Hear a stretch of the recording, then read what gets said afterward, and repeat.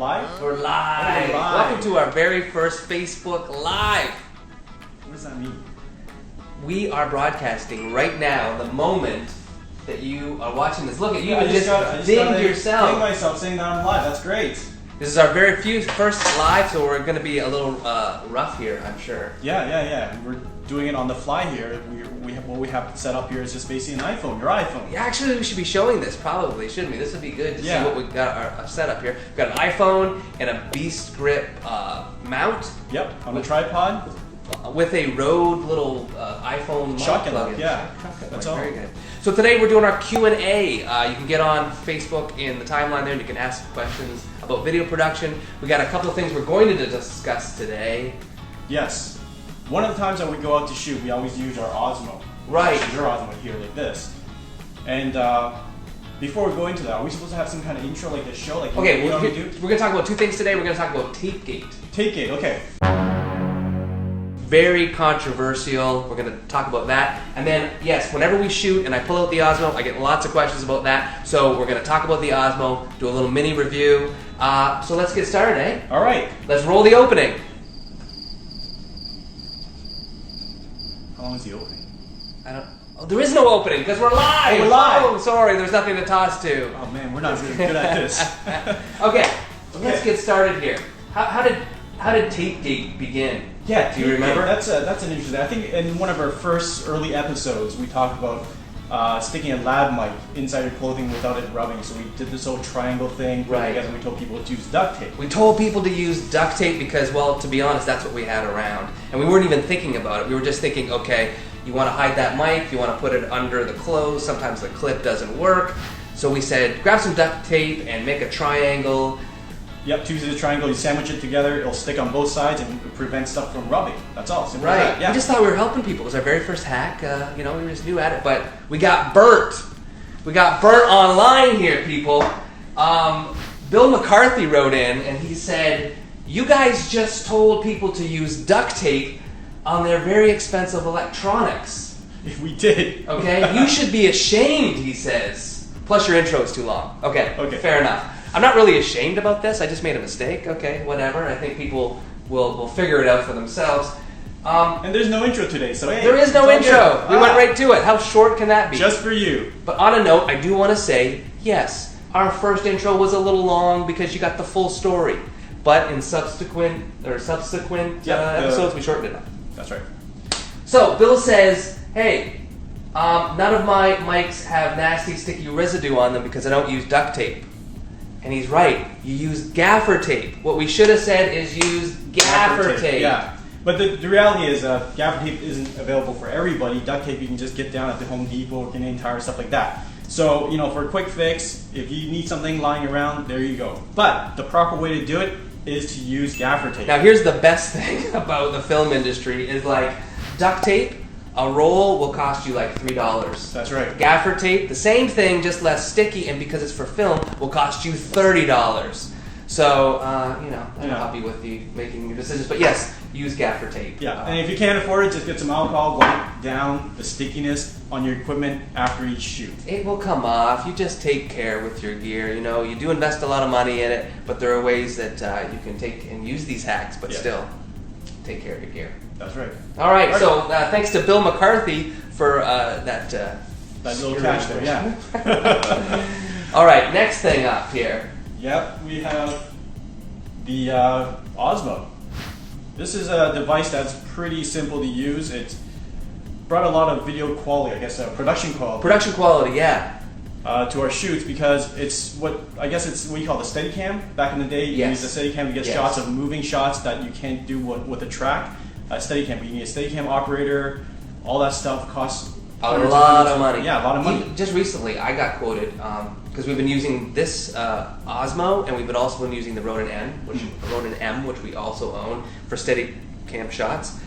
Very economical, very practical. But there was one tricky setup that I was going to do on a shoot a little while ago, and I inquired about getting an actual Steadicam operator because for this complex shot, we couldn't just use the Ronin. We had to have a bigger camera. We had to do more stuff with it, more moves, more stability.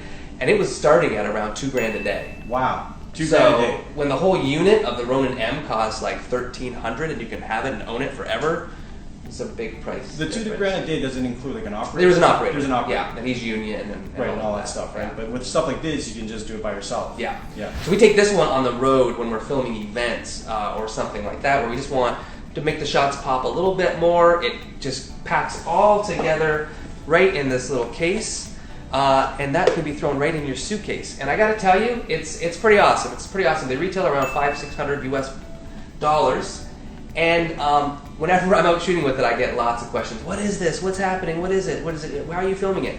So this particular model we have here is basically a gimbal on top of this stick, and you can control the gimbal.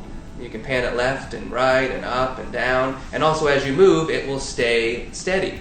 Just like the gimbal on the drones that you see. As a matter of fact, DJI makes this. Oh yeah, okay. So this has a camera on it, and so it records to a mini SD card on here. And then I hook up my iPhone via Wi-Fi, okay. And then I monitor and control it from here. I don't record on the phone, I record still on the unit here. Oh, that's good. That's good. Right, and I record, but I can control it and everything from here. And it's pretty good. I shoot in what they call, I think they call it D-Log, which is like an S-Log, a very flat profile. It's not great, but it'll just help you have a little bit more range when you're color grading afterwards. So that's pretty good. It's pretty stable. It's still a bit finicky.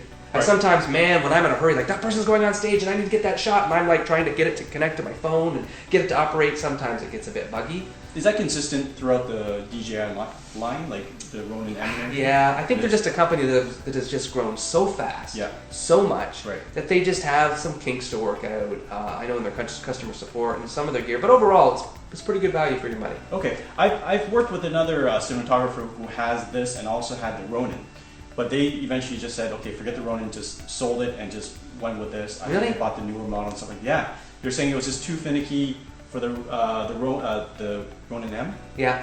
But this one was a little easier and quicker to get going. Depends on what you're filming. If you're just doing events or maybe a wedding or something like that, or you just want to have some fun, this is good. Right. But we do some high production or high value videos where we need the video to look just beautiful, crisp, and we need real good control over that video.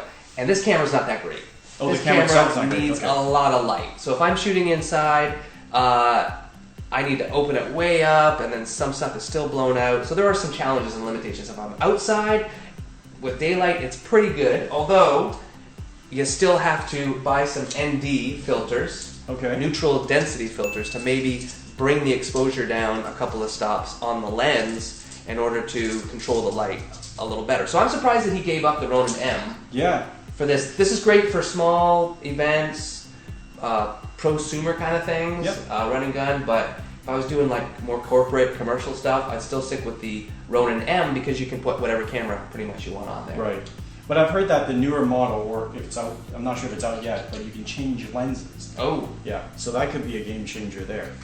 A lens changer, game changer. Game Very good. Okay, so this is what brings us to the next thing I want to show. That's because right. Here's the thing, phone cameras are getting better.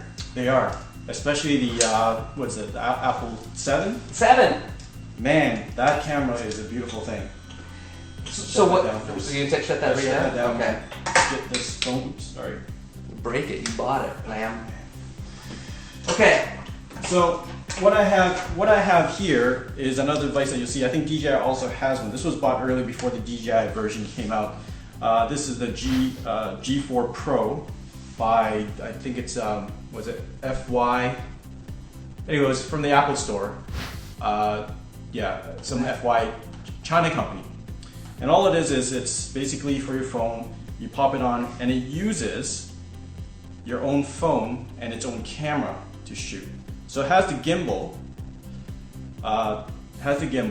It moves around just like that, and your phone kind of just sticks. You can operate your phone. Wait, I think I just turned it off. Nope, it's okay. So you can operate your phone left and right and stuff like that, and just uses that camera. So if you have a decent camera on your phone, this may be the way to go.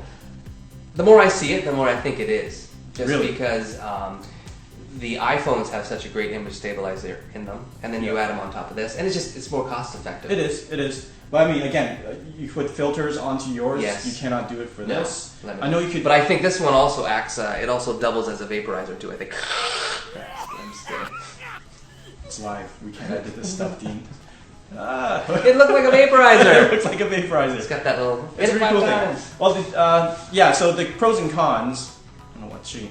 Pros and cons is you can't really change lenses or anything. There, I believe the future ones you can, and you can put filters. You probably be able to do all kinds of stuff. Here, I know that iPhones. You'll be asking, well, you know, the iPhone you can buy lenses and put it on. The problem with that is the way this is built. It takes on the weight of your phone. So if you add more weight, like right now, somehow I kind of tapped a bit. It kind of tells you no, don't do it. It won't support that much weight. So there are limitations to this as well. Also, if your phone doesn't have enough memory, you know, there's limitations. Didn't we use this when we were on a shoot in Portland one time? And I just wanted to get. We did. Right? I just wanted to get a couple of shots. People were meeting around a lunch table or whatever, and I just wanted to get something that was a little cooler than just tight wide shots. Yeah. Tight shots or wide shots. Like, how did those? I think I don't know. We were doing it real quick. It was like it was our first time using it, and I think the image somehow it got flipped on the monitor or something. I was looking at it upside down, and it was all like, and I was trying to get these moves, and it was shaking, and I was like, oh, Berman, this is the stupidest thing I've ever seen. This is horrible. I don't even know what I got. Blah blah blah. And then I went back into editing, and I actually watched the footage, and it was beautiful. Really? It was really surprising. Okay. Yeah. All right. Well, I mean, they're evolving. DJI has one as well, so you know there's competition. So these things are always going to get better. But yeah, these are two options here. Pretty good. All right. So if you have a question about video production, anything from script writing to filming to post-production, Equipment, anything, just drop us a line here. You can email us at videotwinning@gmail.com, or you can leave a little note here on our Facebook page. Yeah. Cool? Thanks for watching. We'll see you next time.